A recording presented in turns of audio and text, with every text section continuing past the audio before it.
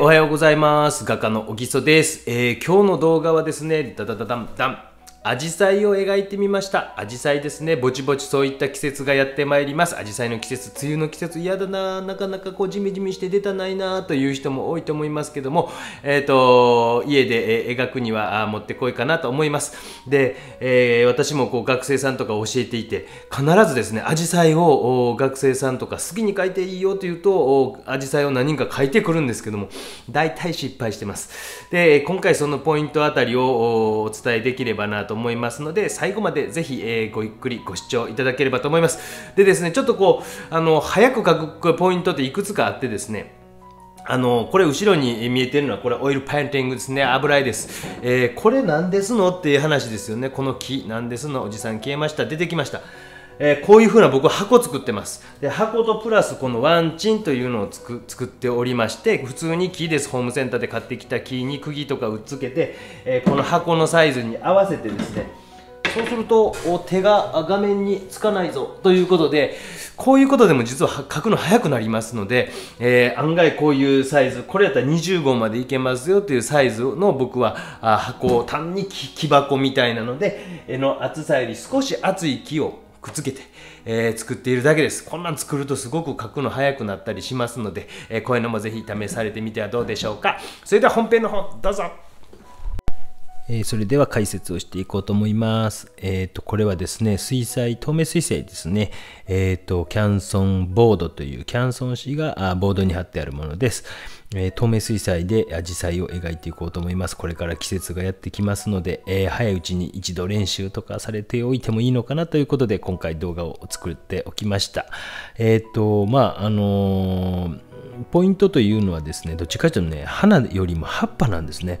花は結構みんな集中して描くんですけども、葉っぱっていうのがちょっとやっぱ難しいみたいで、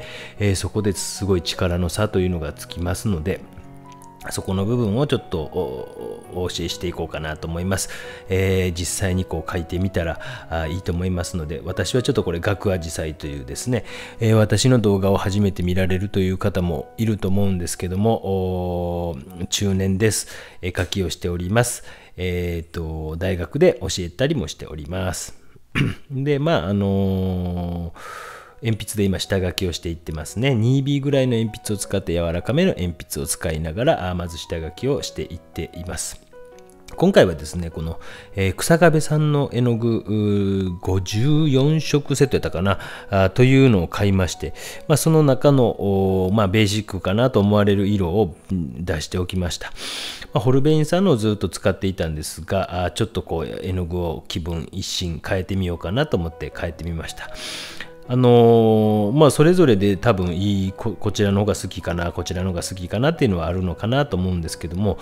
まだちょっとそこまで判別できるほど使いこなしてはいませんが、で鉛筆で全体的にで、優しく書いていってくださいね。ゴリゴリと書くと消すの大変ですし、間違っていたりすると消すのに億劫になっていくので、これで練り消しでちょっと余分な線だけは消しておきました。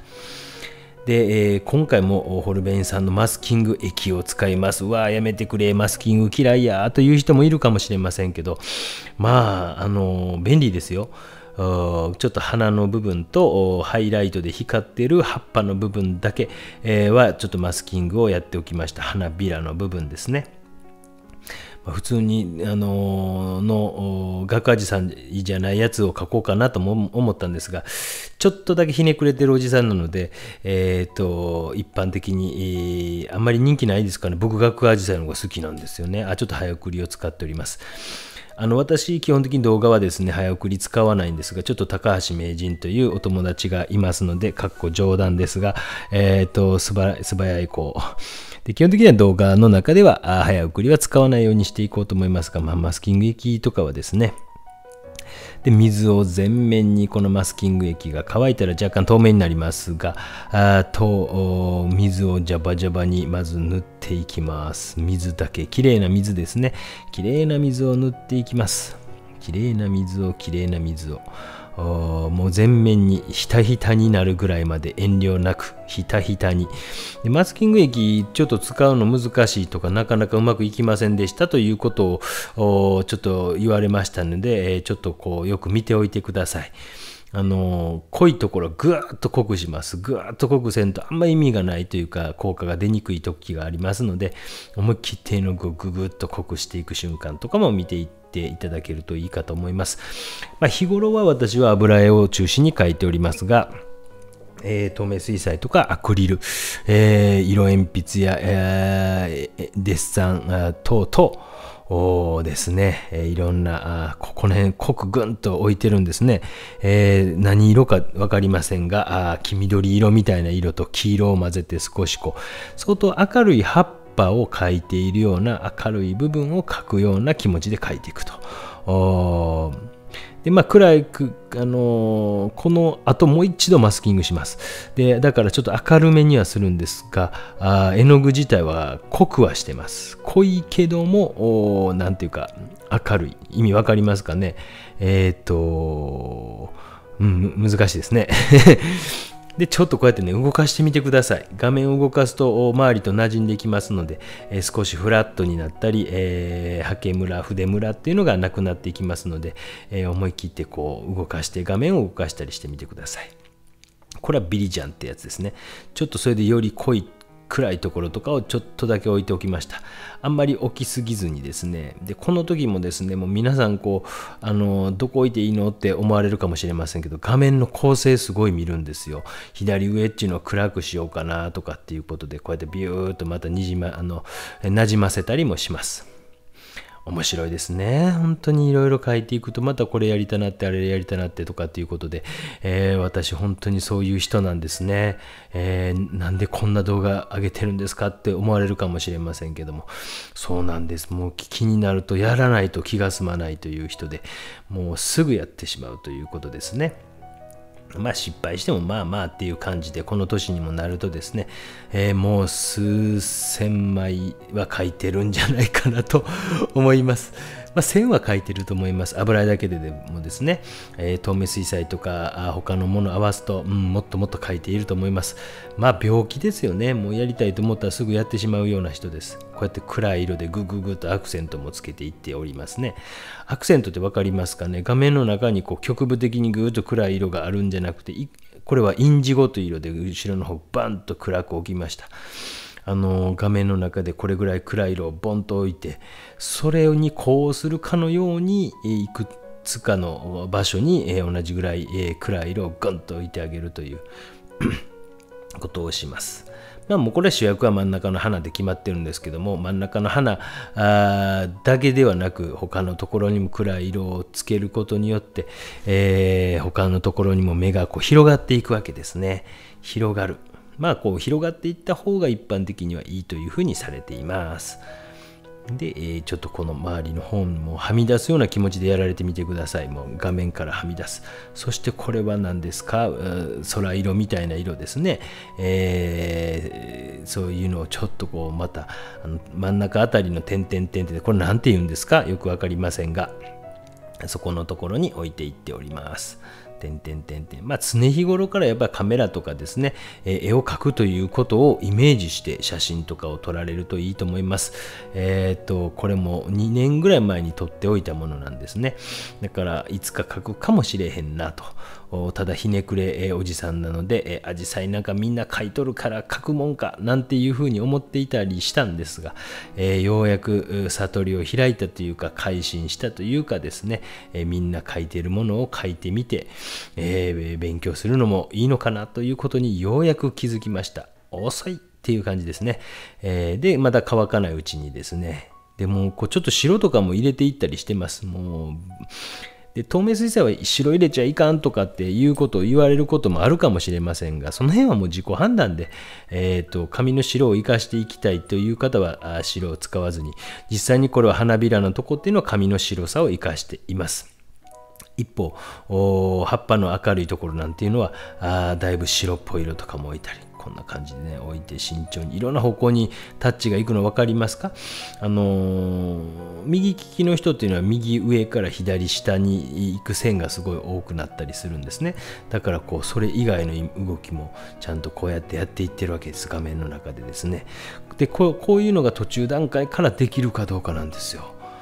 でやっぱりこう塗るっていう作業になってくると一番簡単なストロークである右上から左下っていうのが多くなってきがちです。だから意図的に右、下がりっていうかそういうタッチも多めに入れていったりしています。途中段階でだからそういう風に絵が作れるかどうかなんですね。偉そうに喋ってるでしょこのおじさんね。偉そうに喋ってますがやっぱり経験はある程度あるのでですね、途中段階で終わってもある程度絵になるかどうかということが大事なんですよ。そしてパレットを洗います。このぐらいでパレット洗いますからね、本当に、頻繁にパレットを洗った方がいいと思いますよ。そういうところもお見せしようと思っています私の動画たくさん上がってるんですが、案外失敗もしてます。もうそれはね、もう失敗、綺麗なとこだけ見せるんじゃなくて、例えば、これドライヤーで乾かしてます。ドライヤー便利ですよ。で、そういうところも見せることによって、例えばもう早送りのチャチャチャチャチャチャっていう動画であったりとか、例えば本なんかもあまり失敗部分って載せないじゃないですか。でも実際はやっぱり失敗してることもあったりすると思うんで、今回はそんなに大きな失敗はしてないんですが、よく失敗をしています。ドントマインド、気にするな。ね、習いましたよね、英語でね。外国人に対して一回も使ったことないですけどね、本当に。ドントマインド。で、ちょっとこう、乾かないところはティッシュで拭き取ったりもしております。まあ皆さん時間があるならば、可能な限り自然乾燥にしといた方がいいと思います。そしてもう一回マスキングエクやり出しました。妙脈とかね、そういったところにやっていってます。僕は勝手にダブルマスキングって呼んでおります。妙脈のところに、ちょんちょんちょんちょんとこうまた線とか引いてですね、よりこう複雑に。今塗ってあるのがどっちかというと葉っぱの明るいところという感じで、その上に妙脈であるとかっていうところを塗っていっております。で、すみません、また高橋名人という友達がおりますので頼みました。頼むわっていうことでやってもらいました。普通の人の8倍ぐらいのスピードで、今ひたすらマスキング液をしてくれました。で、2回目のマスキングは下の絵の具というのがあるので、どこにマスキングしたかちょっと分かりにくくなるんですよ。っていう感じで2回目のマスキング液をしました。ダブルマスキング液。いや、本当にぜひやられてみてほしいなと思います。そして次あたりからちょっとずつそのアジサイの描くポイントというのが出てこようかと思うんですが、まあ、今の段階でアブストラクトと言いまして抽象画としてもなんか綺麗な気がしませんか？画面の中で暗いところがちょんちょんちょんとあったりとかですね、ブルーがちょんちょんちょんと入っているところとか、そして今白みたいなの入れて、ほら白入れてますよ。右上白です。写真で見えなくならないようにどこに写真を載せるか今考えやなあかんな。はい。っていう感じで描いていきます。ちょっと明るい色とか。で、ポイントです。今言いますね。ですね。葉っぱの外から描く。葉っぱを葉っぱの外から描く。花も外側から形を描く。どういうことって感じでしょ。でもこれすごい大事なんですよ。やっぱりこれができるか否かなんで、今回の実は作画に関して書き込みってほとんどしてないです。実際は2時間で書いてますが、書き込みらしい書き込みというのはおそらく10分15分ぐらいなんですね。実は本当に最後の方にちょろちょろっと出してますが、ポイントだけ最後押さえて終わりっていう感じなんですが、ほとんどマスキング液とこういう風に今明るいハイライトを描いていって、でここの辺がちょっと葉っぱと葉っぱの隙間描いとるんですよ。葉っぱの奥側に見える形とか、それによって、手前の葉っぱとかっていうのが浮き出てくるということ。これができるかなんです。これね、透明水彩とかデッサンでも油絵でもアクリルでも全部に言えます。全部に本当ですよ。で、葉っぱの中一生懸命描きたがる人は多いんですが、葉っぱが見えている状況を描かなきゃいけないんですね。葉っぱが見えている状況というのは、周りが暗いから明るく見えたり、周りが明るいから暗く見えたりするんですね。で、その外側の形、今外側、まさに茎の周りの形描いてますね。そこを描くという気持ちを持ってほしいんですね。で、そうすることによって形の出方というのが非常に複雑にもなってきますし、やっぱ葉っぱの凹凸とか一生懸命描くんです。うちの学生なんかもいっぱい描いて、葉脈とか一生懸命描いても、なんか離れてみたらなんか幼稚な絵やなっていう感じになったりするんですね。で、それっていうのはやっぱり書き込みというより見え方の問題なんですね。で、見え方というのができていないということで、そういうふうになります。今なんかもどっちかというと外側描いています。外側にある形を描くことによって手前側が浮き上がって見えてくるということ。ここです。ポイントは最大のポイントでございます。今なんかもそうですね。こういうところも少し外側を暗くグッと置いたのも分かりました。今もそうですね。外側の暗い色をグッと置いていって、本当にそれがいろんな場所にこう広がっていくということが大事です。いろんなところに広がりながら行くことが大事ですね。一部だけじゃなくて、今も完全隙間描きましたよね。いいですね。隙間産業という感じですね。ぐっと外側の今暗い色を置きました。そしてまた明るい色も描き出しますけども、やっぱりその形の外側にある暗い色、明るい色っていうのを描く。明るい色はなかなか描けないので塗り残していくことになるかと思うんですけども、そういったことができるか否かというのが力の差につながってきますし、こんなおしゃれな、なかなか素敵なおしゃれな絵だと思いませんか？これを何というか自画自賛と言いますね。また調子に乗って自画自賛しておりますね。おじさんのくせに自画自賛なんかするなよと思われるかもしれませんが、なかなか僕なりにはいいものができたなと自負しております。で、ちょっとずつこう色も形の中外、もう花ほとんど描いてませんもんね。ほとんど葉っぱ描いているという状況ですね。やっぱりこうそこのところで差が出ます。でちょっとこの花の中も描いていきますがですね。そしてドライヤーで完全に乾かしました。この後ちょろっとマスキング液をちょっとやってたんですが、それは実際ちょっと載せていませんので、ちょろっとやっております。だから本当に3回マスキング液をやったというですね、なかなかうまくいかないという人もいるかもしれませんが、マスキング液とか使うだけでもね、本当に幅広がりますからね。テクニック、水彩絵の具のテクニックでございます。そういうのもぜひチャレンジされてみてください。なんか違う葉っぱがあったので、これはアジサイじゃない葉っぱが少し赤い葉っぱがあったりして、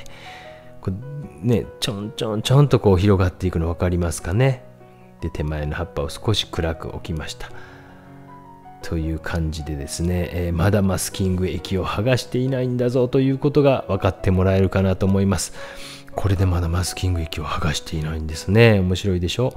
なかなかね。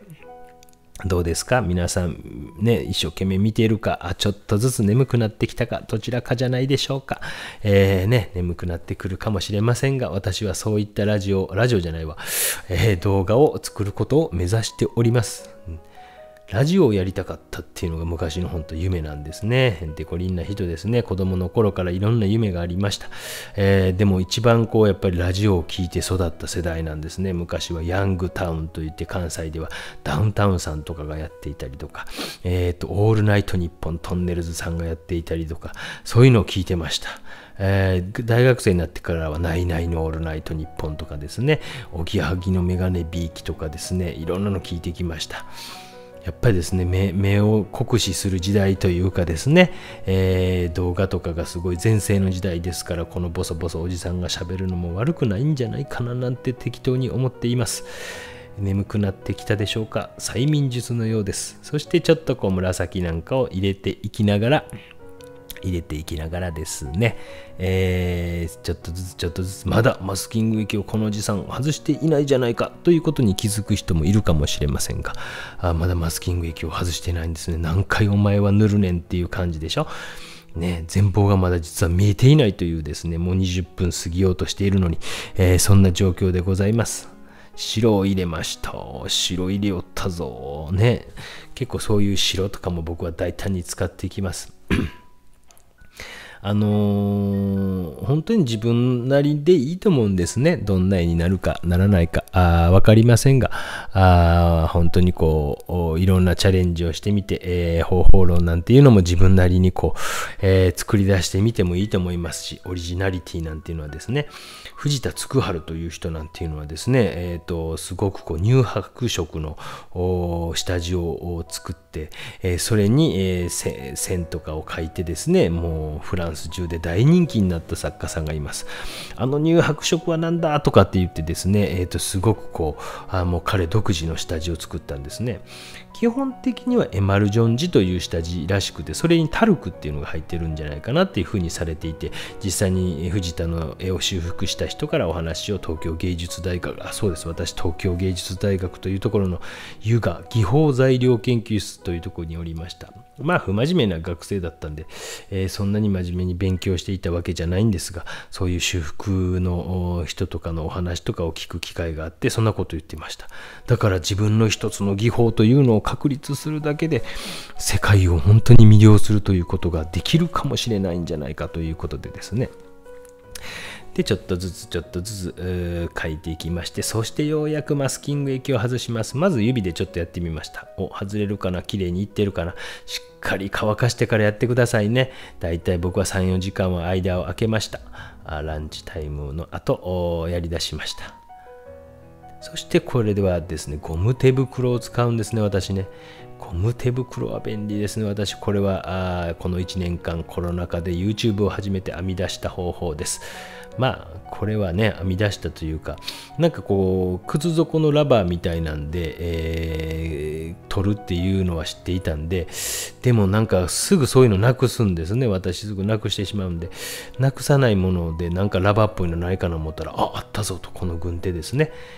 取ったらどうですか。光り輝くアジサイのように見えてきませんか。というまた自画自賛、本日2回目の自画自賛が出ました。ちょっとずつ取れていきました。こうやってね、もうほとんど書き込むというよりマスキング液と絵の具を塗るということだけで、実はある程度の形になるということを見てもらいたかったんですね。それでも十分絵画として成り立つと。でちょっとアジサイの影、花の中の影、白い花ですが、花びらの周りのところっていうのは若干ピンク色とか紫色を感じさせていたので、影のところをまず描いてきました。左の方から光が差し込んでいる状態なんですが、紫と青を使ってできるだけパレットとかもですね、皆さんにお見せして、こんな色塗ってんねやなっていうのが分かるように。あとはこの色塗りなさいっていうことは、僕は本当に色を覚えれない人なんで、自分の好みでいいと思いますよ。色ってやっぱその人の好みとか個性やと僕は思ってますので、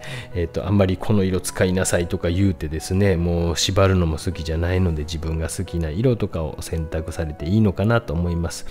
花びらの影、左から光が当たっているという状況を理解しながら少しずつ描いていくということをしております。今ちょっとこれ拭き取ったりもしています。水だけでギュギュギュギュギュッとやって、ティッシュでトントントンとすると全体が明るくなったりもします。これもそうですね。ギュギュギュギュギュギュッとやって、トントンとやると、水だけでやると、拭き取ったりできます。水だけでやって、妙脈のところをぐじゅぐじゅぐじゅぐじゅぐじゅってやって、トントンとやったりですね。擬音ばかり出てきやがりましたねって感じでしょう。ね。長嶋茂雄さんのようですね。はい。で、ちょっとこうやって拭き取ったり書いたりとかですね。今これ形の外側から書きました。ほんと細かい仕事もやるんです。特に大事な花びらのところっていうのは慎重に形の外側の暗い色をぐっと引き締めるように書きました。そうするとそこのところが見せ映えぞっていうのがわかるじゃないですか。暗い色と明るい色がぶつかり合ってるところっていうのを少し作ってあげると、画面の中で一番のコントラストが強い部分みたいなのを今さっき作ってあげておりました。そういうことを、全部にやるんじゃなくて、一箇所にググググッとやってあげるだけで、そこのところが見せ場というふうに見えてきたりもします。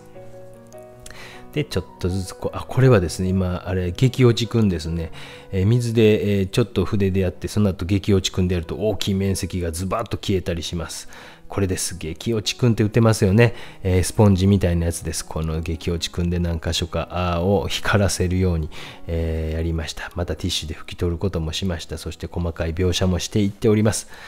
こんな感じで、物以外、花びらとかアジサイ自体はあんまり描いてないんですね、今回。特に周りの葉っぱのところをなんとか絵の具の面白さで、そしてその形の隙間を描くことによって、花が見えてくるということをお見せすることによって、皆さんの明日への制作の活力になるんではないかと思い、頑張っておじさん作りましたよ。何度も見てみて、これなんか拭き取ってます。めっちゃ細かいなってこともやってます。こうやって茎の中だけを塗ると、水だけでてんてんてんとすると、こうね、ちょっとこうふわっとこう浮き上がってきたり、葉っぱのところをこれ拭き取ったりしてます。今度は物の中側を拭き取ったりしていってます。ちょんちょんちょんちょんポンとほら明るくなりますよね。こういうふうに複雑にしていってます。描くという作業と抜くという作業とマスキング液により塗り残すという作業と、もういろんなものがこう複雑に絡み合ってきてます。今また拭き取ってます。そういうのが絡み合うことによって水彩絵の具というものが物質から何か形に変わっていくんですね。そうすると例えばリアリズムとかだったらリアリティを持った絵に変わってきたりとかっていうふうになっていきます。でこれなんか本当に細々というふうに、拭き取っていっております。こんな感じでアジサイを描いてみてはどうでしょうか。案外かっこいい絵描けたりしませんかね。どうですか皆さん。ぜひ、ご自宅で皆さんお試しいただければと思います。コミュニティ、私の YouTube チャンネルのコミュニティ欄というところに写真をアップしておきますので、遠慮なく使ってみてください。鬼好評というのをやっていて、皆さんから作品を送ってきてもらって、それに対してブータレするようなコーナーもありますので、よかったら作品送ってください。初心者です。厳しく言われたくないですとか言う人はそういうふうに書いてください。ものすごく優しく言いますよ。逆にめっちゃ厳しく言うてくださいって言ったら、もうケチョンケチョンに立ち直れないぐらい言うかもしれません。ということで、本日のアジサイくんを描いてみたは以上でございます。本日もご視聴ありがとうございました。